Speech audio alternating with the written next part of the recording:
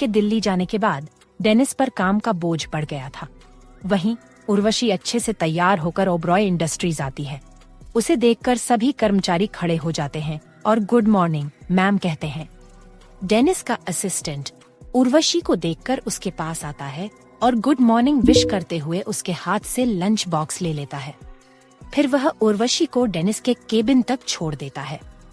Urvashi cabin के बाहर खड़ी होकर सोच रही थी कि डेनिस ने अपनी शादी के बारे में सबको बता दिया है।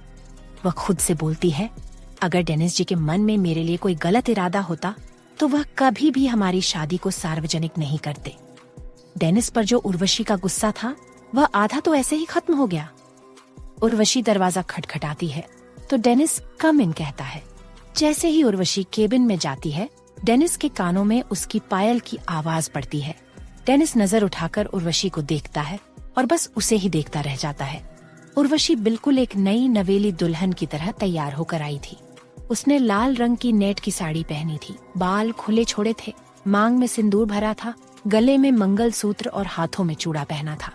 कमर पर सोने का कमरबंद था जो उसकी गोरी पतली कमर को और भी आकर्षक बना रहा था। उसने पैरों में झंकारती हुई पायल भी पहन रखी थी। डेनिस उर्वशी को ऊपर से नीचे तक देखते हुए बड़बड़ाता है, यार ये वाइफी भी ना मेरी जान लेने आ गई। फिर मुस्कुराते हुए कहता है, वाइफी जो प्यार घर पर नहीं कर पाया वो अब ऑफिस में करूंगा। उर्वशी लंच बॉक्स टेबल पर रखकर खाना एक ही प्लेट में परोसती है। फिर डेनिस के पास आती है। डेनिस नाराजगी का नाटक कर रहा था। उर्वशी उसका हाथ पकड़कर कहती है, डेनिस जी प्लीज चलकर लंच कर लीजिए, आपने सुबह ब्रेकफास्ट भी नहीं किया था। डेनिस ठंडी आवाज में कहता है, वाइफी अपनी ये झूठी फिक्र का नाटक कहीं और करना। उर्वशी माफी मांगती है लेकिन डेनिस मानने का नाम नहीं लेता। अंत में उर्वशी सिसकते हुए डेनिस के गले लगकर कहती है, डेनिस जी प्लीज खाना खा लीजिए, बदले में आप जो कहेंगे मैं वो करूंगी। डेनिस उर्वशी की कमर पर हाथ रखकर शरारती मुस्कान के साथ कहता है, वाइफी सोच लो। उर्वशी सिर हिलाकर हामी भर देती है। फिर दोनों एक ही प्लेट से लंच करते हैं। उर्वशी डेनिस को अपने नाजुक हाथों से खिला रही थी और डेनिस उसकी उंगलियों में हल्की हल्की बाइट कर रहा था। उर्वशी को डेनिस की इस शरारत से समझ आ गया था कि उसका पति अब आगे क्या करने के मूड में है। लंच के बाद डेनिस उर्वशी को अपनी गोद में लेकर सेक्सी आवाज में कहता है, वाइफी आज तुम्हें भी मुझे पूरी शिद्दत से प्यार करना होगा। उर्वशी उसकी बात सुनकर ही शर्मा गई। डेनिस धीरे धीरे उर्वशी के होठों की तरफ बढ़ता है। उर्वशी शर्माकर अपनी आंखें बंद कर लेती है। दोनों के चेहरे इतने करीब थे कि वे एक दूसरे की सांसों को महसूस कर सकते थे।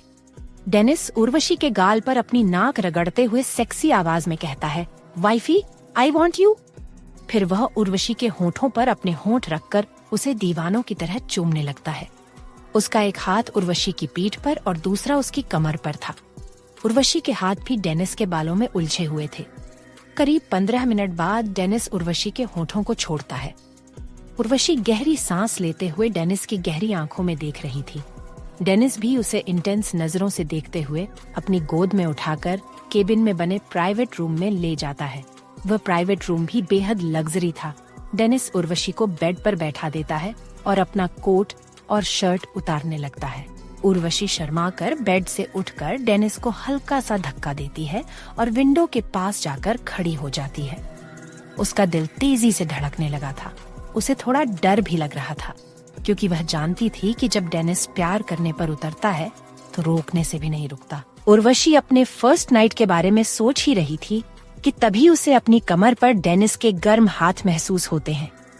डेनिस उर्वशी की कमर पर अपना हाथ फिराते हुए सेक्सी आवाज में कहता है, तुम हमेशा मुझे परेशान करने के लिए ही बनी हो। फिर क्या था? डेनिस शैतानी मुस्कान के साथ उर्वशी की साड़ी उतारकर उसे उसके शरीर से अलग कर देता है। एक बार फिर डेनिस उर्वशी के होठों को अपनी गिरफ्त में लेकर चूमने लगता है और बिना किस ब्रेक किए उर्वशी को बेड पर लेकर आ जाता है। डेनिस उर्वशी के होठों को छोड़ ही नहीं रहा था। करीब 20 मिनट बाद डेनिस उसके होठों को छोड़कर उसकी गर्दन पर आ गया। वह उर्वशी की गर्दन पर किस और बाइट करते हुए उसकी कॉलर बोन तक पहुंच गया। डेनिस के हाथ की उंगलियां उर्वशी की उंगलियों में उलझी हुई थीं। फिर वह एक बार फिर से उर्वशी के होठों पर आ गया। डेनिस उर्वशी के हाथ पकड़कर उन्हें बेड पर दबा देता है। इस वक्त उर्वशी डेनिस और बिस्तर के बीच में दबी हुई थी। वहीं डेनिस उर्वशी के होंठों को छोड़ने का नाम ही नहीं ले रहा था। जब उसे महसूस होता है कि उर्वशी को सांस नहीं आ रही, तब जाकर वह उर्वशी के होंठों को छोड़कर उसके ब्लाउज का स्ट्रैप कंधे से नीचे करके किस और बाइट करने लगता है। डेनिस का एक हाथ उर्वशी के पूरे बदन को सेक्सुअल तरीके से सहला रहा था। डेनिस एक बार फिर उर्वशी के होंठों पर अपने होंठ रखकर दीवानों की तरह चूमने लगता है। वह अपने हाथ से उर्वशी की कमर को मसल रहा था। डेनिस उर्वशी को डीप किस कर रहा था। करीब 25 मिनट की लंबी किस के बाद डेनिस उर्वशी के होंठों को छोड़कर उसकी गर्दन पर किस और बाइट करने लगता है, जिससे उर्वशी लंबी लंबी सांसें लेने लगी थी। अब उर्वशी के मुंह से मदहोशी भरी अहापहकी आवाजें निकलने लगी थीं, जो डेनिस को उसके कंट्रोल से बाहर होने पर मजबूर कर रही थीं। डेनिस ने एक ही झटके में उर्वशी के बचे हुए कपड़े भी रिमूव करके फर्श पर फेंक देता है। इस वक्त उर्वशी डेनिस के सामने अपनी रेड इनवायर में थी। डेनिस उर्वशी के चेहरे पर किस किस करते हुए उसके पेट पर आ गया और उर्वशी के नेवल पर आकर लीक और सक करने लगता है। अब धीरे धीरे उर्वशी भी बहकने लगी थी। डेनिस एक्साइट होकर उर्वशी के पेट पर बाइट करके नीचे की ओर बढ़ जाता है। अब उर्वशी की सिसकियां बहुत ज्यादा तेज चुकी थी। उर्वशी के नाखून डेनिस की पीठ में गड़ रहे थे, पर डेनिस डेविल स्माइल करते हुए अपना चेहरा ऊपर कर उर्वशी को देखता है, जो अब डेनिस के साथ एंजॉय कर रही थी। उर्वशी आंखें बंद कर डेनिस के होंठों के एहसासों को अपने शरीर पर महसूस कर रही थी। डेनिस उर्वशी को पलटकर उसकी गोरी पीठ पर किस और बाइट करने लगता है। उर्वशी गहरी सांसें लेते हुए डेनिस जी किस से, ज्यादा तो आप बाइट करते हैं, ये क्या बात हुई? फिर डेनिस डेविल स्माइल करते हुए खुद को और उर्वशी को एक ब्लैंकेट से कवर कर लेता है। पूरे कमरे में उर्वशी की मदहोश कर देने वाली सिसकियां गूंज रही थीं। कुछ देर बाद एक हाथ ब्लैंकेट से बाहर निकलता है और बचे हुए कपड़े फर्श पर गिरते हैं। फिर वह हाथ वापस ब्लैंकेट के अंदर चला जाता है।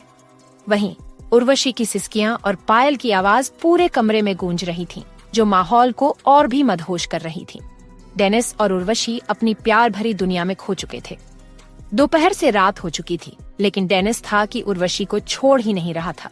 वहीं दूसरी तरफ दिल्ली में विक्रांत जब शर्मा बंगले में लौटता है तो उसे अजीब सी शांति महसूस होती है।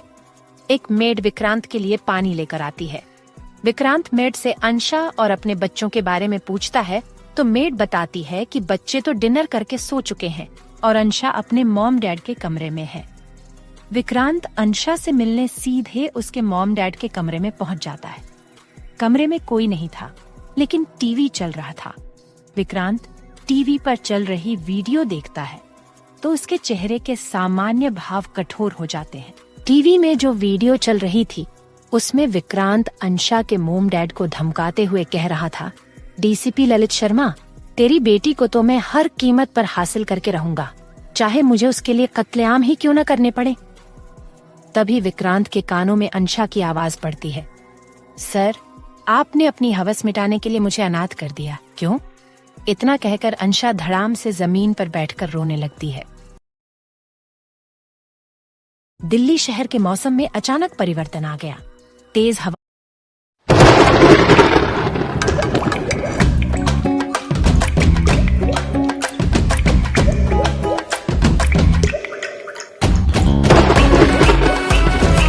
कहीं सीलन की बूंदे आपके घर में भी संगीत बनके ना गूंजे, इसीलिए घर बनाएं ACC gold water shield cement के साथ। हवाएं चलने लगीं, जिन्हें देखकर ऐसा लग रहा था जैसे तूफान आने वाला हो। वहीं अंशा फर्श पर बैठकर रो रही थी। विक्रांत ने अंशा को उठाकर काउच पर बैठाया और उसके आंसू अपने अंगूठे से पोंछने लगा। इस वक्त विक्रांत के चेहरे पर कठोर भाव थे।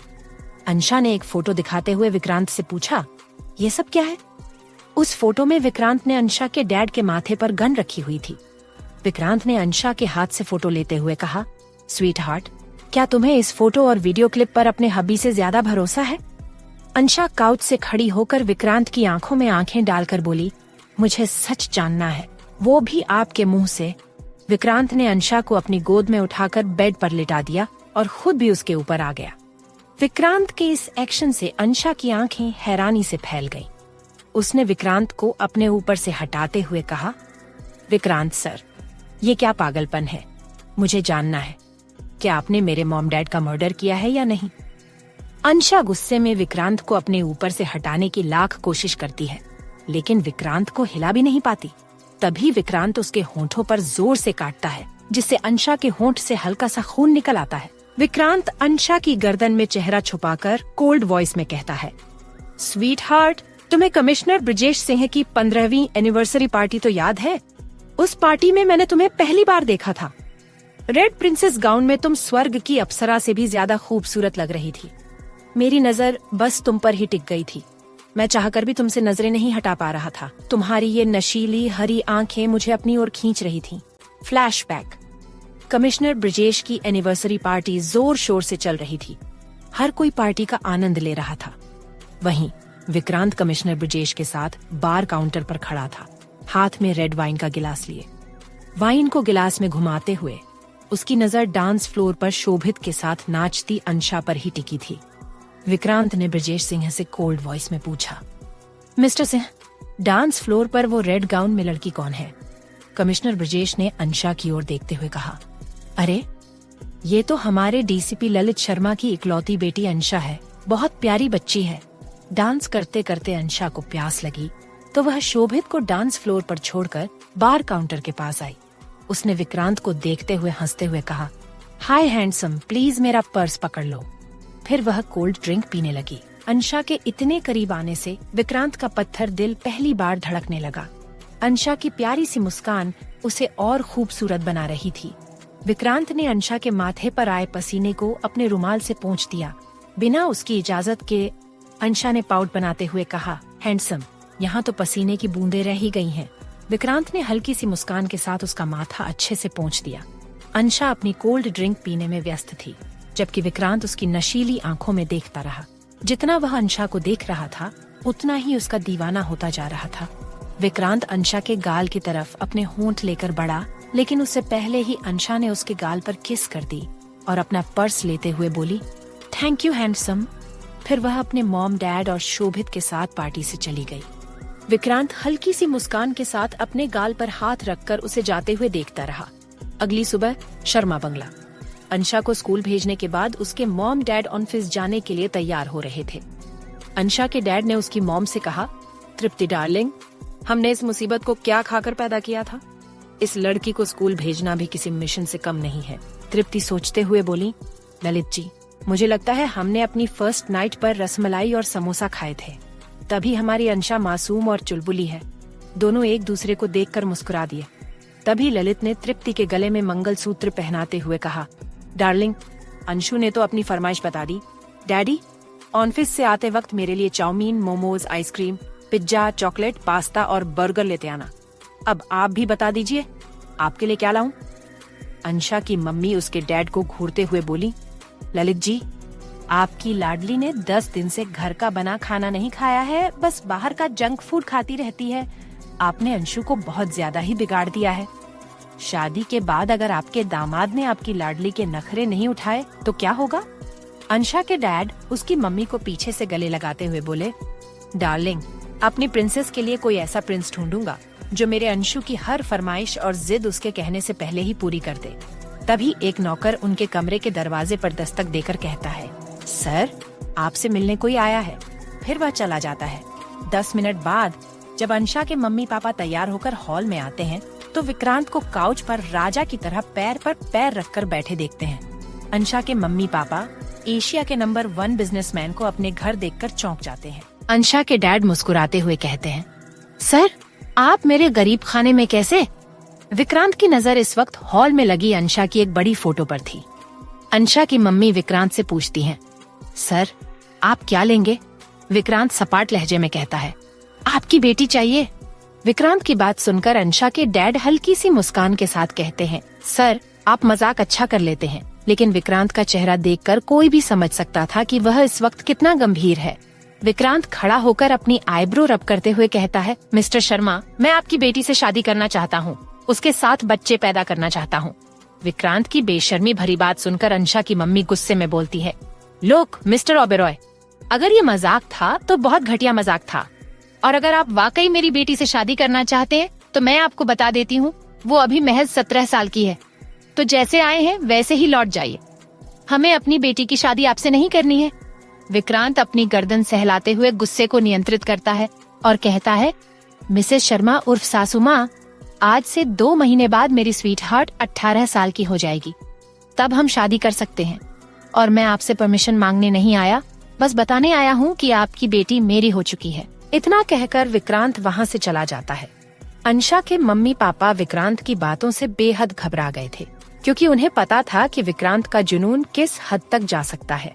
विक्रांत के बारे में एक बात बहुत मशहूर थी, अगर उसे कोई चीज पसंद आ जाए तो या तो वो उसे हासिल कर लेता है या मिटा देता है। अब विक्रांत साये की तरह अंशा के पीछे लग गया था।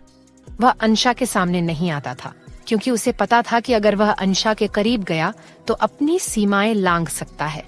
एक दिन जब अंशा को बुखार था और विक्रांत को इसका पता चला तो वह उससे मिलने पहुंच गया।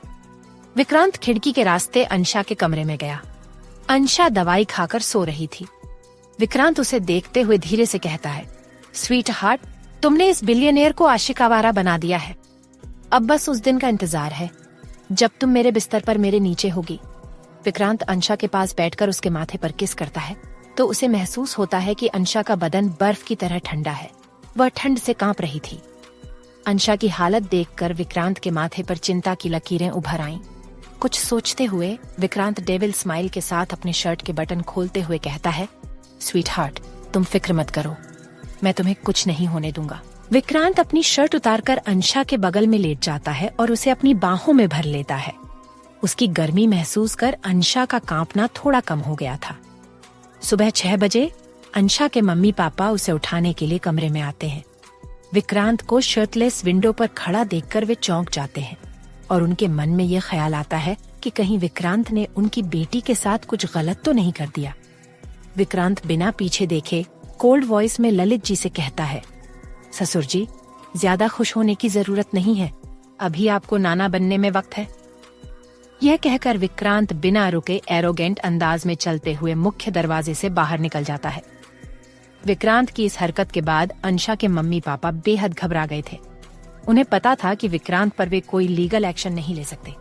वे विक्रांत की ताकत और उसके काले कारोबार के बारे में अच्छी तरह जानते थे।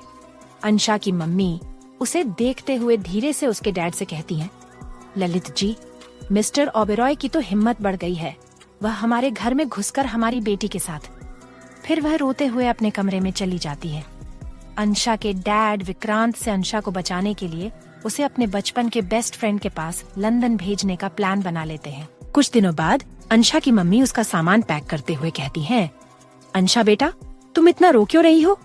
अरे बस तुम्हें कुछ दिन के लिए तुम्हारे लंदन वाले अंकल के पास ही तो भेज रहे हैं। अंशा अपने टेडी बियर की गर्दन मरोड़ते हुए प्यारे और मासूम तरीके से रोते हुए कहती है, आप और डैडी बहुत कंजूस मक्खी चूस हो। मेरा बर्थडे ना मनाना पड़े इसलिए आप लोग मुझे लंदन भेज रहे हो। डैडी। अंशा ने रो रो कर पूरा घर सिर पर उठा रखा था। रात को जब अंशा के डैड ऑफिस से लौटे तब अंशा, जो कब से हॉल में बैठकर अपने डैड का इंतजार कर रही थी, भागकर उनके गले लग गई और क्यूट तरीके से रोते हुए बोली, डैडी, मैं आपको और मॉम को छोड़कर लंदन नहीं जाऊंगी। मैं एक पल भी अपने मॉम डैड के बिना नहीं रह सकती। अंशा के डैड ने उसके सिर पर हाथ फेरते हुए कहा, बेटा, बस कुछ दिनों की बात है, फिर हम सब एक साथ रहेंगे। लेकिन अंशा बहुत जिद्दी थी। वह अब भी न जाने की जिद पर अड़ी थी। ललित जी ने अंशा के बालों पर किस करते हुए कहा, अंशु बेटा, क्या तुम अपने डैडी की बात नहीं मानोगी? अंशा गुस्से से मुंह फुलाकर अपने कमरे में भाग गई। वहीं अंशा की मॉम ने ललित जी से पूछा, ललित जी, अंशा की फ्लाइट कब है? ललित जी काउच पर बैठते हुए बोले, परसों रात। अगली सुबह डीसीपी ऑफिस डीसीपी ललित के केबिन में इस वक्त माहौल बहुत गंभीर था। विक्रांत ललित जी के सामने खड़ा था। उसके चेहरे पर कठोर भाव थे। कोई भी नहीं समझ सकता था कि इस वक्त विक्रांत के दिल और दिमाग में क्या चल रहा है। अगले ही पल विक्रांत ने अपनी कमर के पीछे से गन निकालकर अंशा के डैड के माथे पर रख दी। विक्रांत दांत भींचते हुए बोला, डीसीपी ललित शर्मा, तेरी बेटी को तो मैं हर कीमत पर हासिल करके रहूंगा, चाहे उसके लिए मुझे कत्लेआम ही क्यों न करना पड़े। तुम्हें क्या लगता है तुम अपनी बेटी को लंदन भेजकर उसे मुझसे दूर कर सकते हो? जवाब है नहीं। अंशा के डैड सीना चौड़ा करके बेखौफ बोले, मिस्टर ओबरॉय, आप एक डीसीपी को दबा सकते हो, पर एक बाप को नहीं। जब तक मेरी सांसें चल रही हैं, मैं अपनी बेटी की रक्षा आप जैसे शैतान से करूंगा। उनकी बात सुनकर विक्रांत शैतानी हंसी के साथ बोला, 900 चूहे खाकर बिल्ली हज को चली। अंशा के डैड बस हैरानी से विक्रांत को देखते रह गए। विक्रांत अचानक गंभीर होते हुए बोला, आज से 18 साल पहले शादीशुदा होते हुए भी जब तुमने एक 19 साल की अनाथ लड़की के साथ महीनों तक जबरदस्ती शारीरिक संबंध बनाए और जब वह लड़की प्रेग्नेंट हो गई तो तुमने उसे छोड़ दिया। उस मासूम लड़की ने दुनिया के ताने सहते हुए भी अकेले एक बच्ची को जन्म दिया। तुमने सिर्फ अपने मतलब के लिए उसे देखने की कोशिश की और आज तुम्हें उस बच्ची की इतनी फिक्र है।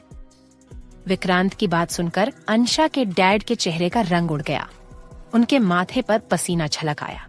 लड़खड़ाती आवाज में उन्होंने कहा, मिस्टर ओबरॉय, आप क्या बकवास कर रहे हैं? विक्रांत ठंडी आवाज में बोला, वही जो सच है, और अगर ये सच तुम्हारी बेटी को पता चल गया तो वह तुमसे इतनी नफरत करेगी कि तुम्हें कभी पलटकर नहीं देखेगी।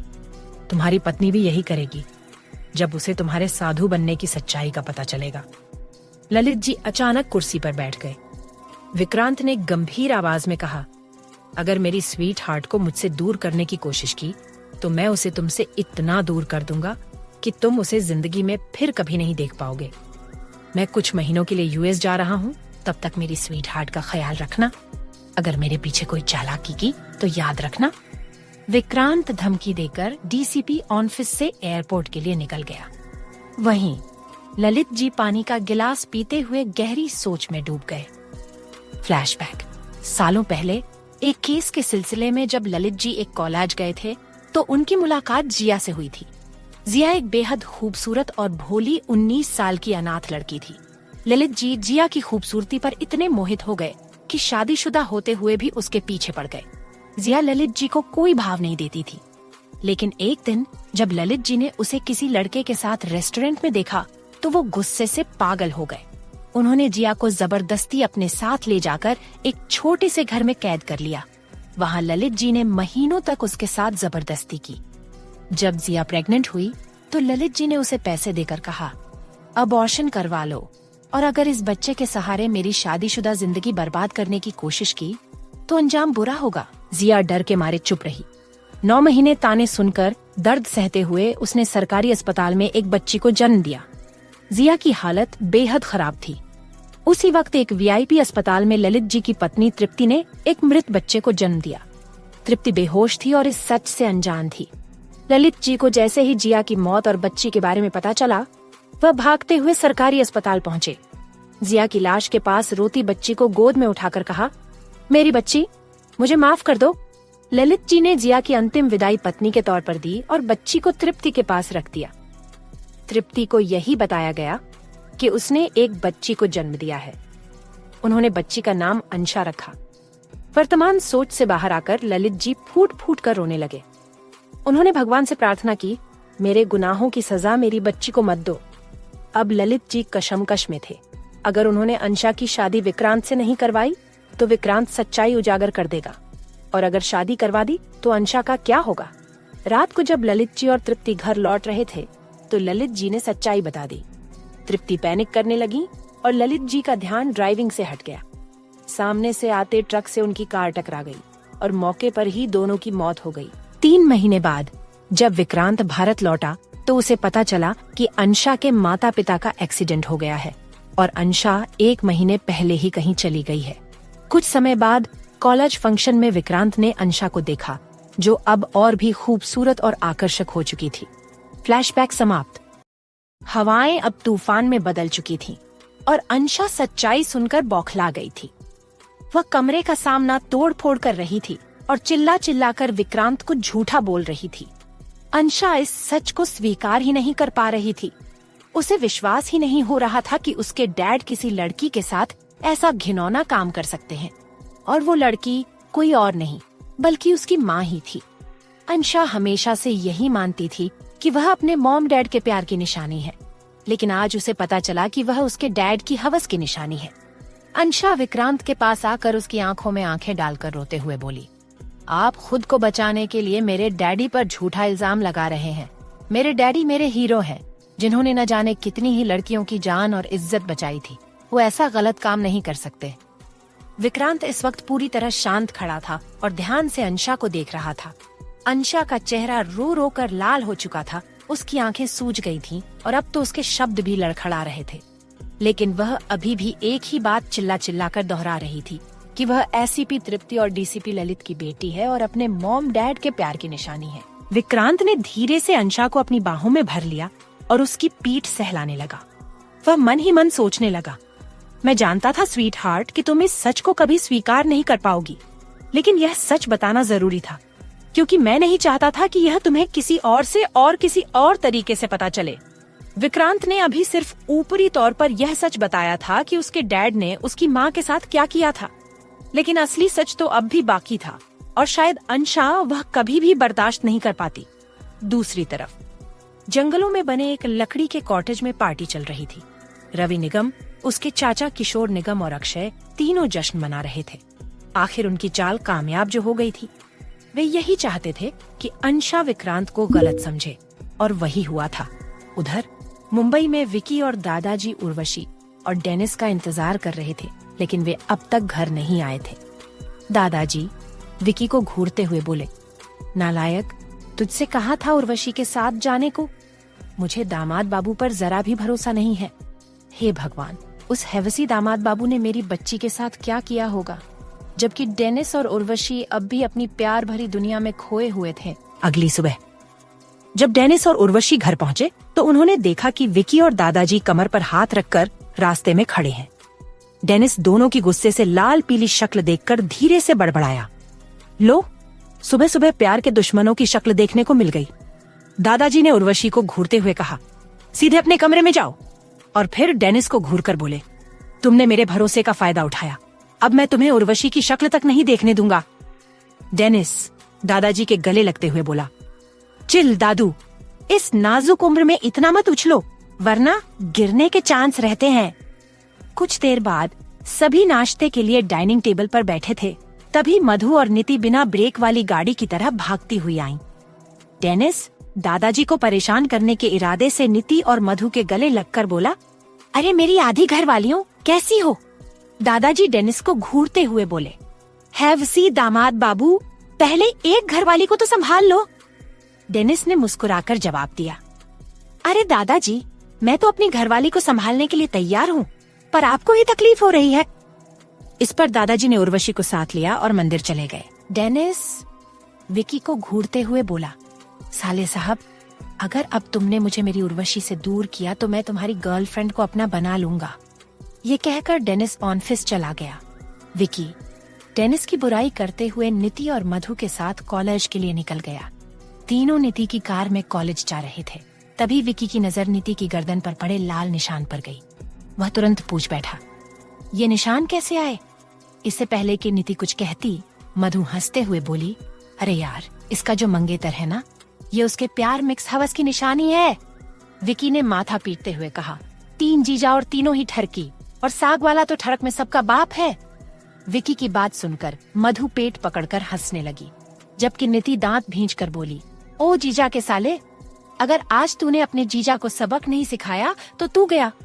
विकी कंफ्यूज होकर बोला, अरे नीति, तुम क्यों डेनिस सर को पिटवाना चाहती हो? नीति ने उसके सिर पर एक चपत लगाते हुए कहा, मैं डेनिस को नहीं, प्रेम राणा को पीटने को कह रही हूँ। जब से सगाई हुई है हाथ धोकर मेरे पीछे ही पड़ा है, और कल तो हद ही हो गई, पीकर मेरे रूम में चोरी छिपे घुस आया और अपना हक मांगने लगा। मधु नीति को छेड़ते हुए बोली, तो तूने अपने प्रेम को उसका हक दिया? नीति ने मधु का कान मरोड़ते हुए कहा, तुम दोनों किसी काम के नहीं हो। अगर अंशा होती तो बस उसे एक बार कहने की देर होती, वो उस कमीने प्रेम राणा की पूरी 206 हड्डियां तोड़कर आती। अंशा का नाम सुनते ही मधु ने फोन उठाया और कहा, ये अंशा भी ना हमें भूलती जा रही है, जब से दिल्ली गई है एक फोन भी नहीं किया। विकी ने मधु से उसका फोन छीनते हुए कहा, उसने नहीं किया तो हम कर लेते हैं। फिर विकी ने अंशा को फोन किया, लेकिन उसका फोन स्विच ऑन ऑफ था। दिल्ली में शर्मा बंगलो में ओब्रॉय फैमिली का ड्रामा चल रहा था। अंशा ने सैंडी को अपनी गोद में उठा रखा था और पेप्सी मैंगो की चैन अपने हाथ में पकड़े हुए कह रही थी, हम अब विक्रांत सर के साथ नहीं रहेंगे, वो बैड मैन है। लेकिन मैंगो, पेप्सी और सैंडी तीनों ही विक्रांत को छोड़कर जाने के लिए तैयार नहीं थे, मगर अंशा पर तो जैसे पागलपन सवार था। वह अपने बेबीज के साथ विक्रांत से बहुत दूर जाना चाहती थी, लेकिन तीनों शैतान उसके साथ जाने के लिए तैयार नहीं थे, क्योंकि आज अंशा को देखकर उन्हें अपनी क्यूट मम्मा नहीं बल्कि एक बिखरी हुई लड़की नजर आ रही थी। उसके बाल अस्त व्यस्त थे, आंखें सूजी हुई थीं और आंसू लगातार बह रहे थे। नाक भी लाल हो गई थी। अंशा ने जबरदस्ती पेप्सी और मैंगो की चैन खींचकर उन्हें अपने साथ चलने के लिए मजबूर किया और गुस्से में डांट भी रही थी। मैंगो जब अंशा को इस तरह पागलों जैसा व्यवहार करते देखता है तो जोर से डैडी डैडी चिल्लाने लगता है। अंशा उसे डांटते हुए कहती है, इडियट, हम विक्रांत सर से ही तो भाग रहे हैं और तुम उन्हीं को बुला रहे हो। अब चुपचाप चलो, इससे पहले कि विक्रांत सर वॉक से लौट आएं। वह तीनों को जबरदस्ती अपने साथ ले जा रही थी। तभी विक्रांत वॉक से लौट आता है और अपने बेबीज की आंखों में मोटे मोटे आंसू देखता है। विक्रांत अंशा से कहता है, बेबी तुम तीनों गार्डन में जाकर खेलो। तीनों बच्चे अंशा को जीभ चिढ़ाते हुए भाग जाते हैं। अंशा यह देखकर रोने लगती है और गुस्से में विक्रांत की छाती पर मुक्के मारते हुए चिल्लाती है, यू बैड मैन, तुमने मेरे मॉम डैड को मुझसे दूर कर दिया और अब मेरे बेबीज को भी मेरे खिलाफ कर दिया। I hate you. विक्रांत उसकी बोलती बंद करने के लिए उसके होंठ अपने मुंह में भर लेता है और फिर उसकी दोनों टांगों को अपनी कमर से लपेटकर कमरे की ओर बढ़ जाता है। वह उसके होंठों को वाइल्ड अंदाज में चूसने लगता है, बीच बीच में हल्की बाइट्स भी कर रहा था। अंशा रोते हुए विक्रांत की पीठ पर मुक्के मार रही थी, लेकिन विक्रांत उसे छोड़ने का नाम नहीं ले रहा था। उसने उसके होंठ तब छोड़े जब अंशा को सांस लेने में मुश्किल होने लगी। वह हांफते हुए अपनी सांसें संभालने लगी। विक्रांत ने उसे बेड पर पटका और दांत भींचते हुए गुस्से से कहा, क्या कहा? आई हेट यू और तुम मुझे छोड़कर जाओगी? स्वीट हार्ट, एक बात अच्छे से समझ लो, तुम मेरी हो और अपनी पूरी जिंदगी तुम्हें मेरे साथ ही बितानी है। अंशा गुस्से और रोते हुए भरे गले से बोली, मैं आप जैसे शैतान के साथ अब नहीं रहूंगी, अपने लिए किसी और को ढूंढ लो। विक्रांत अपनी आईब्रो रगड़ते हुए गुस्सा कंट्रोल करके बोला, sweetheart, don't test my patience. मैं सब कुछ बर्दाश्त कर सकता हूँ, लेकिन तुम्हें खुद से दूर जाते हुए नहीं देख सकता, इसलिए ऐसी कोई हरकत मत करना कि मेरे अंदर का जानवर बाहर आ जाए। अंशा सिसकते हुए बोली, तो क्या करोगे? जबरदस्ती फिजिकल होगे? तुम्हें आता भी क्या है, बस यही करना। अंशा की बात सुनकर विक्रांत का चेहरा कठोर हो गया। उसने अंशा के ऊपर झुककर उसके होंठों को जोर से काट लिया, जिससे उसके होंठ से खून निकलने लगा। अंशा दर्द से तड़प कर बोली, बैड मैन, दूर हटो। विक्रांत ठंडी आवाज में उसके कान में फुसफुसाया, स्वीट हार्ट, अगर मैं जबरदस्ती पर आ गया तो तुम सीधे हॉस्पिटल पहुंच जाओगी। जब तुम्हें मेरा सॉफ्ट रोमांस भी वाइल्ड लगता है, तो सोचो अगर मैं सच में वाइल्ड हो गया तो तुम्हारा क्या होगा? उसकी बात इतने खतरनाक अंदाज में कही गई थी कि अंशा डर कर चुप हो गई और ब्लैंकेट ओढ़कर फूट फूट कर रोने लगी। इस वक्त वह पूरी तरह से टूट चुकी थी। दूसरी तरफ शोभित के बंगले में शोभित की मॉम उसके डैड से बोली, अजी सुनते हो, आपको पता है कल रात जब मैं अंशा और दामाद बाबू को डिनर के लिए इनवाइट करने गई थी तो मैंने वहाँ क्या सुना? शोभित के डैड बोले, भगवान के लिए सुबह सुबह बेकार की बातें लेकर मत आओ। शोभित की मॉम ने मुंह बनाते हुए कहा, अंशा को दामाद बाबू ने बता दिया है कि वह ललित भाई साहब और उस अनाथ लड़की जिया की बेटी है। मेरी बच्ची कितना रो रही थी, मैंने उन्हें परेशान करना ठीक नहीं समझा और चुपचाप लौट आई। शोभित के डैड ने चाय का कप टेबल पर रखकर कहा, ललित ने उस मासूम लड़की के साथ जो किया था, आज भी याद करके मेरा दिल रोता है। अगर ललित शादीशुदा ना होता तो मैं जबरदस्ती उसकी शादी जिया से करवा देता, लेकिन भगवान को कुछ और ही मंजूर था। तुम और शोभित अंशा से मिलने चले जाना, उसे इस वक्त अपनों की जरूरत है और इस दुनिया में हम ही तो उसके अपने हैं, लेकिन ध्यान रखना उससे कोई गैर जरूरी बात मत करना। 2 दिन बीत चुके थे। चुलबुली अंशा अब बिल्कुल शांत हो गई थी। सुबह के वक्त विक्रांत ने जबरदस्ती अपने हाथों से उसका फेवरेट समोसा खिलाया, लेकिन अंशा ने बस आधा ही खाया। वह अब भी इस सच्चाई को स्वीकार नहीं कर पाई थी और विक्रांत को ही गलत समझ रही थी, पर विक्रांत को कोई फर्क नहीं पड़ता था। अगर उसकी स्वीट हार्ट उसे गलत समझकर खुश है तो उसके लिए वही काफी था। अंशा गुस्से में विक्रांत को घूरते हुए बोली, मिस्टर, अपनी इन भैंस जैसी आंखों से मुझे मत घूरो। फिर पेप्सी, मैंगो और सैंडी को घूरते हुए बोली, तुम तीनों मुझे क्या देख रहे हो? चुपचाप अपना खाना खाओ, बदतमीज बाप के बदतमीज बच्चे।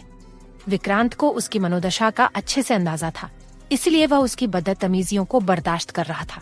अगर कोई और उसके साथ इस तरह बात करता तो अब तक विक्रांत उसकी जुबान ही काट चुका होता। विक्रांत ने अंशा के गाल पर एक हल्की किस करके कहा, स्वीट हार्ट, मैं 2 दिन के लिए ऑस्ट्रेलिया जा रहा हूँ, तुम और बेबीज अपना ख्याल रखना। लेकिन अंशा विक्रांत की बातों पर ध्यान भी नहीं दे रही थी। वह जैसे अपनी ही किसी दुनिया में गुम थी। विक्रांत को अच्छे से पता था कि अंशा भागने की प्लानिंग कर रही है। उसने धीरे से अंशा के कान में कोल्ड वॉइस में कहा, स्वीट हार्ट, अगर तुमने मुझसे दूर जाने की कोशिश की तो याद रखना, फिर तुम मेरा शैतान वाला रूप देखोगी, जो मैं तुम्हें नहीं दिखाना चाहता। फिर विक्रांत अपने बॉडीगार्ड्स के साथ एयरपोर्ट के लिए निकल जाता है। रात का वक्त था। दिल्ली शहर में हल्की बारिश हो रही थी। वहीं शोभित अपने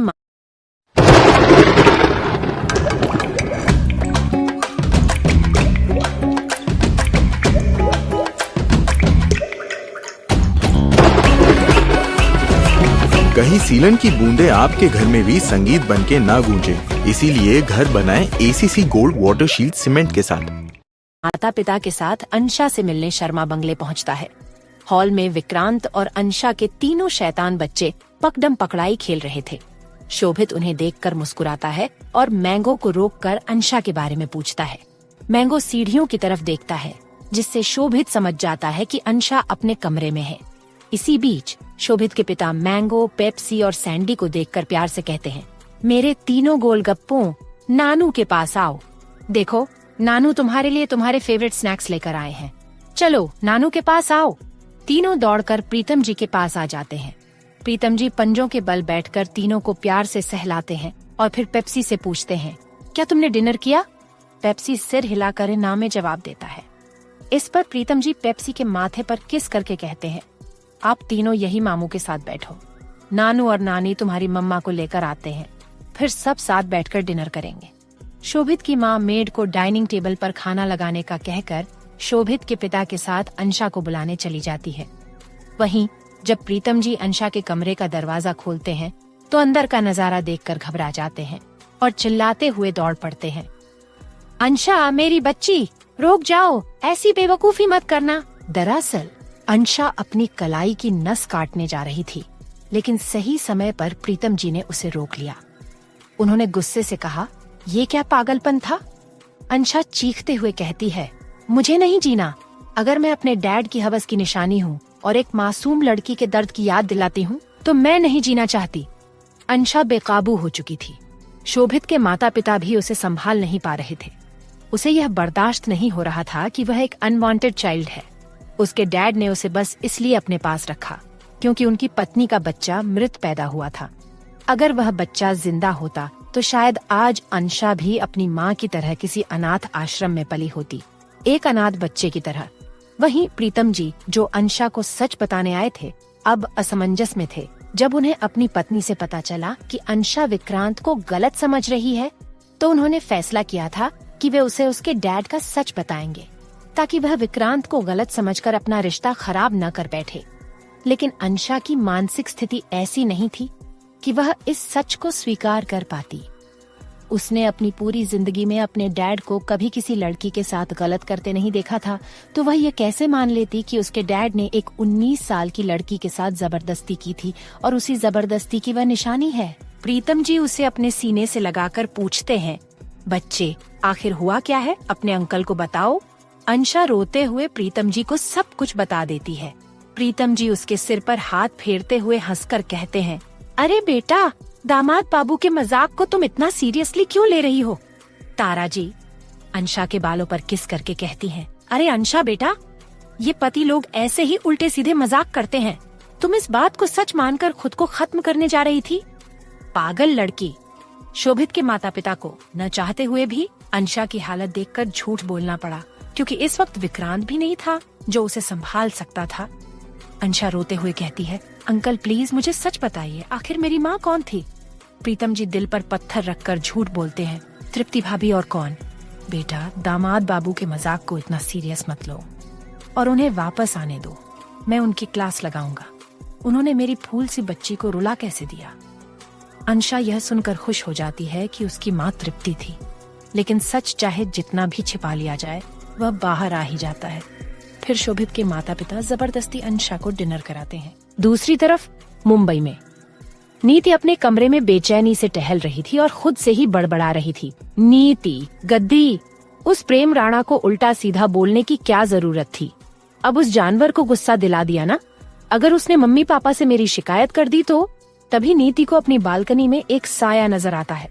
वह घबराकर बालकनी में जाती है, लेकिन वहाँ कोई नहीं होता। चैन की सांस लेकर जब वह वापस मुड़ती है तो अपने बेड पर प्रेम राणा को लेटा देखती है। प्रेम, जो मुंबई के टॉप 10 बिजनेसमैन में से एक था, देखने में बेहद हैंडसम और आकर्षक व्यक्तित्व का मालिक था। वह कोल्ड वॉइस में कहता है, जाने मन, वहाँ क्यों खड़ी हो? यहाँ मेरे पास आओ और जो गालियां तुमने फोन पर मुझे दी थी वो फिर से दो। अपने मंगेतर प्रेम को देखकर नीति का चेहरा सफेद पड़ गया, मानो उसने कोई शैतान देख लिया हो। जब वह कई बार बुलाने पर भी प्रेम के पास नहीं जाती तो प्रेम गुस्से में उठकर उसकी ओर बढ़ता है। डर के मारे नीति पीछे हटती जाती है और आखिर में दीवार से सट जाती है। प्रेम उसके दोनों ओर हाथ रखकर कोल्ड वॉइस में कहता है, फोन पर तो बहुत जुबान चल रही थी, बहुत हंसी आ रही थी, और तुमने मुझे क्या कहा था? हाँ, बिना सींग वाला शैतान। नीति नजरें फेरते हुए कहती है, प्रेम जी, अगर आप मुझसे दूर नहीं हुए तो मैं मम्मी पापा को बुला लूंगी। प्रेम उसकी ठुड्डी पकड़कर दांत भींचते हुए कहता है, हाँ, बुलाओ अपने मम्मी पापा को। उन्हें भी तो पता चले कि उनकी बेटी किन सड़क छाप दोस्तों विकी और मधु के साथ रहकर कैसी हरकतें करने लगी हैं, और यह भी कि उनकी बेटी कल पीकर अपने ही होने वाले पति को गालियां दे रही थी। नीति गुस्से में अपनी चिन छुड़ाकर कहती है, मिस्टर राणा, आपको मुझसे कोई लेना देना नहीं है। हमारे लिए ये शादी सिर्फ एक डील है। आपको मेरी याद तभी आती है जब आपको अपनी हाई क्लास पार्टियों में अपनी होने वाली वाइफ का दिखावा करना होता है। बाकी समय तो आपको मेरा नाम तक याद नहीं रहता। हमारी सगाई को पूरा 1 साल हो चुका है।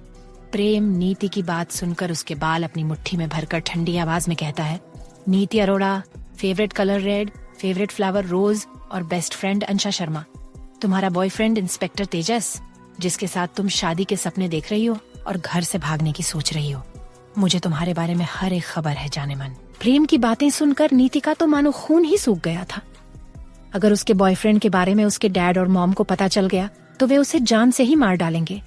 घबराई नीति प्रेम से कहती है, मिस्टर प्रेम, आप चाहते क्या हैं? प्रेम नीति को आखिरी नजरों से ऊपर से नीचे तक देखता है और कहता है, प्रेम राणा को अपनी चीजें बांटनी पसंद नहीं है। वह नीति की कमर में हाथ डालकर उसे अपने करीब खींच लेता है और उसके कान में गर्म सांसें छोड़ते हुए कहता है, मेरे पास इतना अनमोल हीरा था, मुझे तो पता ही नहीं था। मैं तो बस बिजनेस में ही डूबा रहता। अगर उस दिन तुम्हें क्लब हाउस के पूल पर बिकनी में न देखा होता। नीति बड़ी बड़ी आंखों से प्रेम को देख रही थी। प्रेम उसकी कमर सहला रहा था, जिससे नीति अनकंफर्टेबल महसूस कर रही थी। वह प्रेम की छाती पर हाथ रखकर उसे खुद से दूर करते हुए कहती है, प्रेम जी, जब आपको मेरे बॉयफ्रेंड के बारे में सब पता चल ही चुका है तो आप ये शादी तोड़कर खुद को और मुझे फ्री कर दीजिए। नीति के रिश्ते तोड़ने वाली बात पर प्रेम को बहुत गुस्सा आ जाता है। वह एक हाथ से उसकी गर्दन के पीछे पकड़ता है और दूसरे हाथ से उसकी कमर, फिर अपने सख्त होंठ नीति के मुलायम होंठों पर रख देता है और उन्हें बाइट करने लगता है। नीति खुद को छुड़ाने की बहुत कोशिश करती है, लेकिन उसकी हर कोशिश बेकार जाती है। प्रेम लंबा चौड़ा और ताकतवर आदमी था। प्रेम के बाइट करने से नीति को बहुत दर्द हो रहा था। आखिरकार हिम्मत हार कर वह रोने लगती है। प्रेम धीरे धीरे उसके नाइट सूट के बटन खोलने लगता है। जैसे ही नीति उसे अपने नाइट सूट के बटन खोलते देखती है, वह गुस्से में प्रेम के निचले होंठ पर जोर से बाइट कर देती है। प्रेम एक झटके में उससे दूर हो जाता है और गुस्से से उसे घूरने लगता है। नीति प्रेम को एक नजर देखती है और रोते हुए बाथरूम की ओर भाग जाती है। वहीं प्रेम अपने होंठों पर अंगूठा रगड़ते हुए कहता है, मिस नीति अरोड़ा, अब तुम मेरी प्रॉपर्टी हो और मेरी चीज कोई और देखे, ये मुझे बर्दाश्त नहीं। मेरे बिजनेस में बिजी होने का तुमने बहुत फायदा उठा लिया, एक बॉयफ्रेंड बना लिया। अब देखना मैं क्या करता हूँ। इसके बाद प्रेम बालकनी से कूदकर चला जाता है। डेनिस के घर पर दादाजी उर्वशी के रूम के बाहर पहरेदारी कर रहे थे। वहीं डेनिस और विकी किचन में बैठे यह सोच रहे थे कि दादाजी को उर्वशी की पहरेदारी से कैसे हटाया जाए। विकी मजबूरी में डेनिस का साथ दे रहा था। डेनिस कॉफी पीते हुए कहता है, साले साहब, अपने दादाजी को उर्वशी की पहरेदारी से हटाओ ताकि मैं अपनी वाइफी के साथ रोमांस कर सकूं। विकी उसकी कॉफी का कप खींचकर पीते हुए कहता है, जीजू, दादाजी को उर्वशी दी की पहरेदारी से हटाना मुश्किल है। आप ऐसा करो, अपने कमरे में जाकर आराम से सो जाओ। डेनिस गुस्से से विकी को घूरते हुए कहता है, मैं मिनी को फोन करके अपने साथ सोने के लिए बुला लेता हूँ। तुम मुझे मेरी बीवी के साथ तो सोने नहीं दोगे, तो तुम्हारी गर्लफ्रेंड मिनी से ही काम चला लेता हूँ। विकी आंखें फाड़कर डेनिस को देखता है और कहता है, जीजू यार, यह गलत है। मैं तो आपकी टीम में हूँ, आप अपनी ही टीम के मेंबर्स के साथ ऐसा कैसे कर सकते हैं। वहीं दोनों जीजा साले किचन में बैठकर रात भर दादाजी पर नजर रखे हुए थे कि कब वे यहाँ वहाँ जाएं और डेनिस झट से उर्वशी के रूम में चोरी से घुस जाए। लेकिन दादाजी पत्थर की तरह पूरी रात उर्वशी के रूम के बाहर बैठे रहे। आखिरकार हारकर दोनों जीजा साले किचन में फर्श पर बैठे बैठे ही सो गए। सुबह 6 बजे उनकी आंख तब खुली जब दादाजी की छड़ी उनकी कमर पर पड़ी। दोनों दर्द से चिल्लाते हुए जागे। डेनिस बिना देखे ही बोल पड़ा, अबे कौन पागल है जो डेनिस भारद्वाज को छड़ी से पीट रहा है। जैसे ही उसने देखा कि सामने दादाजी खड़े हैं, वह तुरंत उनके पैर छूकर बोला, गुड मॉर्निंग दादू, और फिर जल्दी से अपने कमरे में भाग गया। वहीं उर्वशी, विकी और दादाजी डेनिस की हालत देखकर जोर जोर से हंसने लगे। सुबह का सुहाना मौसम था। आसमान में चिड़ियाएं चहचहा रही थीं और सूरज की रोशनी खिड़की के रास्ते शर्मा बंगले में आ रही थी। वहीं सभी बॉडीगार्ड और सर्वेंट बस एक ही बात कर रहे थे, आज विक्रांत के हाथों अंशा का बाजा बजेगा। ब्रेकफास्ट टेबल पर अंशा व्हिस्की की बोतल मुंह से लगाकर पी रही थी। वहीं उसके तीनों शैतान बेबीज उसे घूर रहे थे। पेप्सी ने अंशा से पूछा, मम्मा, सुबह सुबह ब्रेकफास्ट में व्हिस्की पीने का कारण पूछ सकता हूँ? अंशा ने क्यूट फेस बनाकर रोते हुए कहा, तुमने फोन पर विक्रांत सर की बात नहीं सुनी? वो क्या बोल रहे थे? सैंडी डाइनिंग टेबल पर फुदकते हुए बोला, मेरे डैडी ने कहा था, स्वीट हार्ट, मैं आकर तुम्हें बिस्तर पर सिखाऊंगा कि सुसाइड कैसे किया जाता है, और शायद यह सुसाइड लेसन बिस्तर पर बहुत बहुत लंबा चलेगा। अंशा पेप्सी से बोली, तुमने सुना ना, फोन पर विक्रांत सर ने क्या कहा? तुम नहीं जानते बिस्तर पर क्या क्या होने वाला है? अंशा ने एकदम पप्पी फेस बनाकर अपने तीनों शैतान बेबीज से कहा, प्लीज बच्चों, अपनी मम्मा को अपने शैतान डैडी से बचा लो। जो तुम कहोगे मैं वो सब करूंगी, पर प्लीज इस बार विक्रांत सर से बचा लो। मैंगो अंशा के पास आकर बोला, मैं आपको डैडी के गुस्से से बचा लूंगा, पर आपको डैडी से कल ही शादी करनी होगी। बोलो, मेरी शर्त मंजूर है? अंशा ने व्हिस्की की बोतल खत्म करके कहा, ओह हो मैंगो जी, आप तो बहुत बड़े सौदागर बन गए हो। अंशा मैंगो को घूरते हुए हॉल में बने छोटे से बार में गई और एक और व्हिस्की की बोतल खोलकर पीने लगी। फिर उसने पेप्सी को अपने पास बुलाया। पेप्सी अंशा की आवाज सुनते ही दौड़ता हुआ उसके पास आ गया। अंशा फर्श पर बैठी थी। उसने पेप्सी को अपनी गोद में बिठाकर कहा, पेप्सी, मैं बहुत कंफ्यूज हूँ, क्या मुझे विक्रांत सर से शादी करनी चाहिए या नहीं? पेप्सी ने स्माइल करते हुए अंशा की आंखों में देखा और कहा, मम्मा, आप अपने दिल पर हाथ रखकर खुद से यह सवाल करें कि आपको डैडी से शादी करनी है या नहीं। मैं जानता हूँ हमारा दिल हमें हमेशा सही सलाह देता है। अंशा पेप्सी की बड़ी बड़ी बातें सुनकर मुस्कुराई और बोली, मेरा पेप्सी बड़ा और समझदार हो गया है, मुझे लगता है कि अब तुम्हारी शादी करवा देनी चाहिए।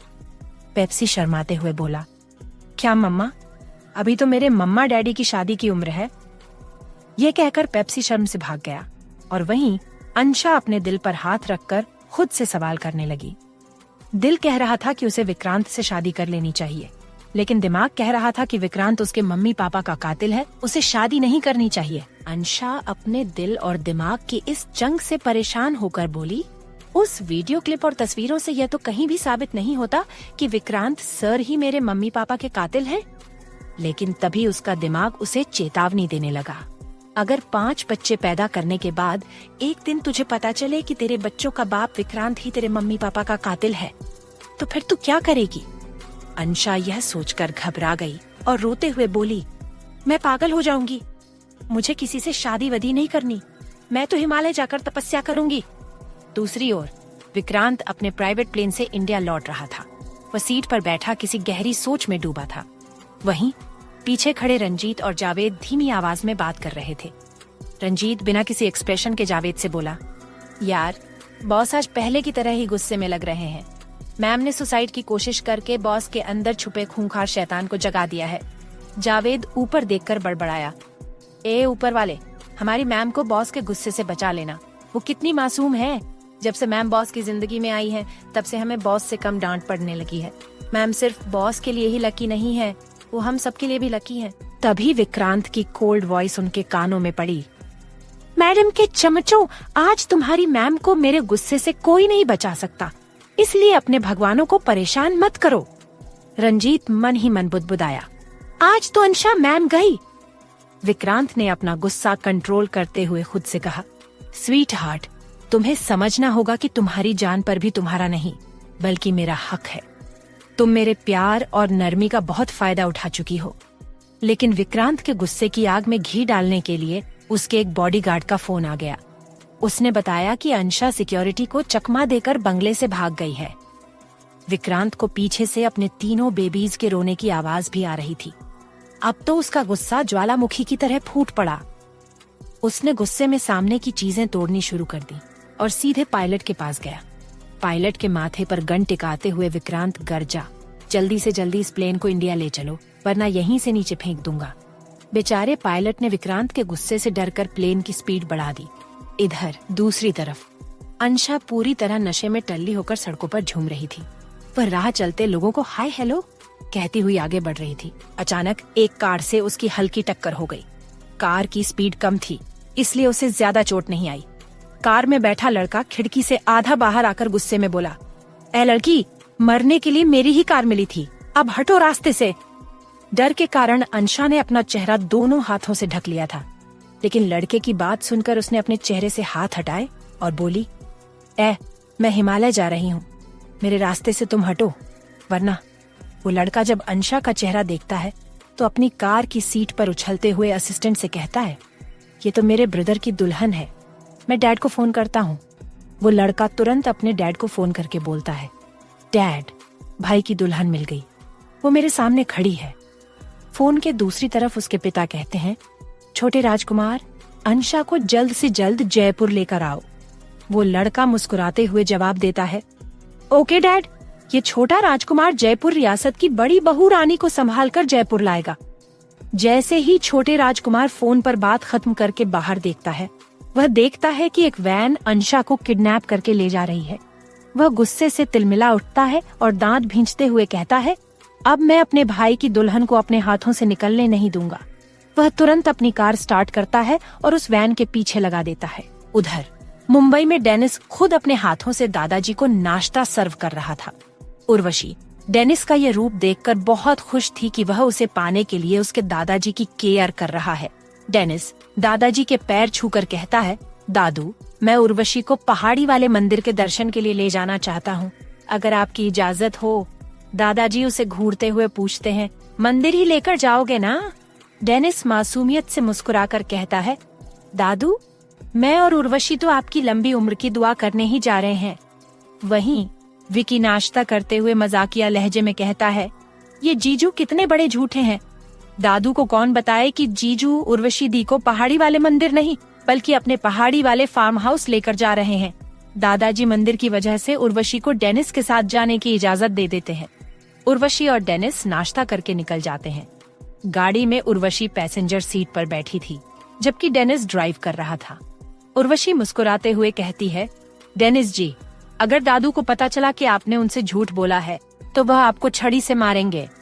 डेनिस कार को सड़क के किनारे रोककर उसके ऊपर झुकते हुए कहता है, वाइफी, दादू की मार से किसे डर लगता है? मुझे तो बस तुमसे दूर होने से डर लगता है। डेनिस के हाथ उर्वशी की कमर पर सरकते हैं।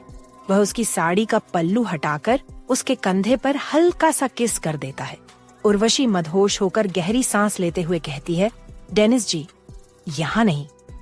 डेनिस मुस्कुराकर उसका पल्लू ठीक करते हुए उसके होंठों पर हल्की किस करता है और कहता है, ओके वाइफी, लेकिन आज रात फिर से मुझे वैसे ही प्यार करना जैसे उस दिन ऑफिस में किया था। उर्वशी शर्मा जाती है और अपना चेहरा डेनिस के सीने में छुपा लेती है। उधर दिल्ली में शर्मा बंगले में शोभित की माँ सैंडी को गोद में लिए रो रही थी। पास में पेप्सी और मैंगो भी उदास होकर बैठे थे। सुबह से शाम हो चुकी थी। लेकिन अब तक अंशा का कोई पता नहीं चल पाया था। शोभित और उसके पिता भी हार थककर लौट आए थे। सभी परेशान थे, आखिर अंशा कहाँ गई होगी।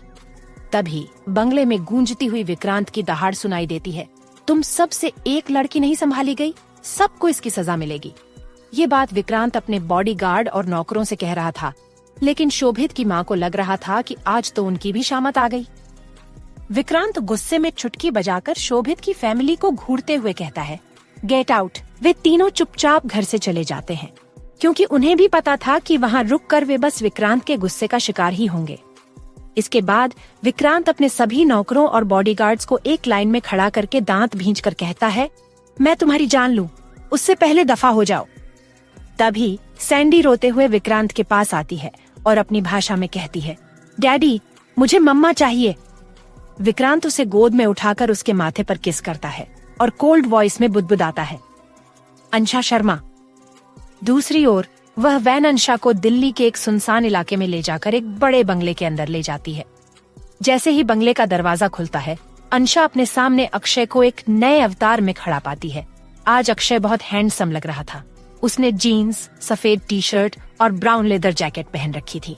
अक्षय अंशा को देखकर मुस्कुराते हुए कहता है, वेलकम माय लव। अंशा उसे देखकर सीटी बजाते हुए छुटकी लेती है। अक्षय, आज तो बड़े झक्कास लग रहे हो, किसकी शादी में जाने वाले हो? अक्षय उसका हाथ पकड़कर गंभीरता से कहता है, हमारी शादी माय लव।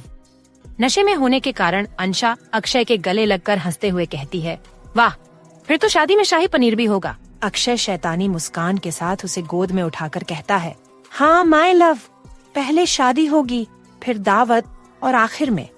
वह हल्के से उसकी आंखों में देखते हुए आगे कहता है, सुहागरात। अक्षय अंशा को बाहों में उठाए बंगले के अंदर ले जाता है। अंशा खुशी से हाउलिंग कर रही थी, जबकि अक्षय उसकी आंखों में देखकर खुद से ही बुदबुदाता है, अब अंशा जी को मेरा होने से कोई नहीं रोक सकता, ना वो विक्रांत और ना ही मेरे चाचा। डेनिस के फार्म हाउस पर उर्वशी और डेनिस अपने कमरे में कड़ी मेहनत करने के बाद एक दूसरे की बाहों में सो रहे थे। तभी उर्वशी के पेट में भूख के कारण हलचल होती है। वह अंगड़ाई लेते हुए डेनिस का हाथ अपने पेट के ऊपर से हटाकर एक नजर डेनिस के हैंडसम चेहरे पर डालती है। फिर उर्वशी मुस्कुराते हुए डेनिस के माथे पर आ रहे बालों को ठीक करती है और कहती है, कमीने आदमी ने हड्डियां तोड़कर रख दी है, पूरे बदन में दर्द हो रहा है। ये डेनिस जी एक बार शुरू होते हैं तो रुकने का नाम ही नहीं लेते। उर्वशी डेनिस की शर्ट पहनकर बेड से नीचे उतरती है और उसे घूरते हुए कहती है, अब तो मुझे डेनिस जी को पूरी जिंदगी झेलना पड़ेगा। फिर मुस्कुराते हुए वह किचन में खाना बनाने चली जाती है। किचन में उर्वशी गाना गुनगुनाते हुए पास्ता बना रही थी। तभी कोई पीछे से उसे अपनी बाहों में भरकर कहता है, वाइफी, मेरी शर्ट में तुम बहुत हॉट लग रही हो। अब चलो, एक अच्छी बीवी की तरह मेरी शर्ट मुझे वापस कर दो। उर्वशी जब पलटकर देखती है तो डेनिस को केवल कमर पर तौलिया लपेटे खड़ा पाती है। वह तुरंत उसके नौटी इरादे समझ जाती है। उर्वशी पास रखा ठंडे पानी का जग उठाकर मुस्कुराते हुए कहती है, जी पति परमेश्वर, अभी आपको शर्ट देती हूँ। और फिर डेनिस पर ठंडा पानी फेंककर हंसते हुए भाग जाती है। डेनिस शरारती मुस्कान के साथ कहता है, वाइफी, अब देखो डेनिस भारद्वाज क्या करता है। वह उर्वशी के पीछे भागता है। जब वह हॉल में पहुंचता है तो उसे एक पिलर के पीछे छिपा देखता है। डेनिस दबे पांव पिलर के पास जाकर अचानक उर्वशी की जांघ पर हल्की सी छुअन करता है, जिससे उर्वशी की हल्की चीख निकल जाती है। इससे पहले कि वह भागती, डेनिस झट से उसे अपने कंधे पर उठा लेता है। उर्वशी नौटी अंदाज में खुद को छुड़ाने की कोशिश करती है, लेकिन दोनों ही अपनी नई शादी को भरपूर एंजॉय कर रहे थे। डेनिस उर्वशी को प्यार से काउच पर पटकता है और उसके चेहरे पर आ रहे बालों को कान के पीछे करते हुए कहता है, वाइफी, कल सुबह तक मैं तुम्हें बिल्कुल भी चैन नहीं लेने दूंगा। डेनिस की बात सुनकर उर्वशी शर्मा जाती है और अपना चेहरा दूसरी तरफ कर लेती है। डेनिस उसके नरम होठों पर अपने होंठ रखकर उसे फ्रेंच किस करने लगता है। एक हाथ से वह उर्वशी की जांघ सहला रहा था, जबकि उर्वशी अपने दोनों हाथों से उसकी पीठ सहला रही थी। डेनिस जैसे ही उर्वशी की शर्ट के बटन खोलने वाला था, तभी डोर बेल बजती है। गुस्से में डेनिस दरवाजे की तरफ देखता है और उर्वशी को कमरे में जाने को कहता है। फिर वह खुद दरवाजा खोलने जाता है। दरवाजा खोलते ही वह उर्वशी के दादाजी और विकी को खड़ा पाता है। दादाजी गुस्से से डेनिस को घूरते हुए कहते हैं, हवसी दामाद बाबू, तुम तो मेरी लंबी उम्र के लिए पहाड़ी वाले मंदिर गए थे। दादाजी डेनिस को ऊपर से नीचे तक घूर कर कहते हैं, हवसी दामाद बाबू, जब देखो मेरी बच्ची के पीछे पड़े रहते हो। अब तुम देखो मैं तुम्हारे साथ क्या करता हूँ। इतना कहकर वह छड़ी से डेनिस को मारते हुए उर्वशी का नाम पुकारते हुए अंदर चले जाते हैं। गुस्से में डेनिस विकी की तरफ देखकर कहता है, साले साहब, अब तुम गए, तुम्हारी गर्लफ्रेंड मेरी हुई। विकी मुंह बनाकर कहता है, यार जीजू, मैंने दादाजी को नहीं बताया कि आप और दीदी यहाँ आए हो। ये तो किसी और ने उन्हें बताया था, लेकिन वो कौन है ये मुझे नहीं पता। डेनिस गुस्से से दांत भींचते हुए कहता है, आखिर कौन हो सकता है, मेरे प्यार का नया दुश्मन। विकी कुछ सोचकर कहता है, जीजू, मुझे तो लगता है दादाजी ने आपके पीछे कोई जासूस लगा रखा है। डेनिस विकी की पीठ पर मुक्का मारता है, जबकि विकी कुछ सोचते हुए कहता है, यार जीजू, मैंने तो दादाजी के कान आपके खिलाफ भरने छोड़ दिए हैं। जब से मुझे पता चला कि उर्वशी दीदी भी आपको बहुत प्यार करती हैं, लेकिन कोई है जो लगातार दादाजी के कान आपके खिलाफ भर रहा है। पर कौन? डेनिस अपनी आईब्रो रगड़ते हुए कहता है, ये तो अब पता लगाना ही पड़ेगा। दूसरी ओर दिल्ली में शर्मा बंगले में विक्रांत और अंशा के तीनों नटखट बच्चे रो रो कर पागल हो गए थे। वे लगातार हमें मम्मा चाहिए की रट लगाए बैठे थे, ना खा रहे थे ना पी रहे थे। विक्रांत ने गुस्से में उन्हें डांट कर डिनर करवाया और तीनों उसके पास बैठ गए। तभी जावेद विक्रांत के पास आकर सिर झुकाकर कहता है, बॉस, मैम का पता चल गया है। मैम को रवि निगम के लोगों ने एक ब्लैक वैन में किडनैप किया है। रंजीत सभी रोड की सीसीटीवी फुटेज चेक कर रहा है कि वो ब्लैक वैन कहाँ गई है। विक्रांत सैंडी को काउच पर बिठाकर खड़ा होता है और अपनी कार की चाबी लेकर अकेले ही अंशा को ढूंढने निकल जाता है। उधर रवि निगम के बंगले में रवि निगम का पूरा बंगला बॉडीगार्ड से घिरा हुआ था। अंदर हॉल में एक काउच पर रवि निगम और दूसरे पर किशोर निगम बैठे थे। उनके सामने अक्षय और अंशा थे। अक्षय अंशा को खाना खिलाने की कोशिश कर रहा था, लेकिन अंशा उसके हाथ से कुछ भी खाने को तैयार नहीं थी। किशोर निगम का असिस्टेंट धीरे से उसके कान में कहता है, बॉस, अब इस लड़की को देखने से कुछ नहीं होगा। ये तो आपके छोटे भतीजे की बीवी बनने वाली है, और आपका छोटा भतीजा बड़े वाले से भी ज्यादा खतरनाक है। आपको पता ही है इस लड़की को गोली मारने के लिए अक्षय जी ने आपको कैसे कुत्ते की तरह पीटा था। अक्षय अंशा के चेहरे पर आ रहे बालों को कान के पीछे करते हुए कहता है, अंशा जी, बस आपको पाने के लिए मैंने सालों तक अच्छा बनने का नाटक किया, पर आपको क्या पता आपका अक्षय कितना बड़ा विलेन है। अंशा नशे की हालत में गाने गा रही थी। तभी रवि निगम का वकील आता है और अक्षय को मैरिज पेपर देता है। अक्षय मुस्कुराते हुए कहता है, अंशा जी, जल्दी से इस पर साइन कर दो, उसके बाद हम पति पत्नी बन जाएंगे और फिर हमारी सुहागरात होगी। सुहागरात वाली बात सुनकर किशोर निगम की आह सी निकल गई और वह मन ही मन अक्षय को गालियां देने लगा। वहीं अंशा किशोर निगम को ध्यान से देखकर अक्षय के कंधे पर थपथपाते हुए बोली, अक्षय, इन अंकल की शक्ल हमारे कॉलेज में जो पागल बंदर घूमता था उसके जैसी लग रही है ना।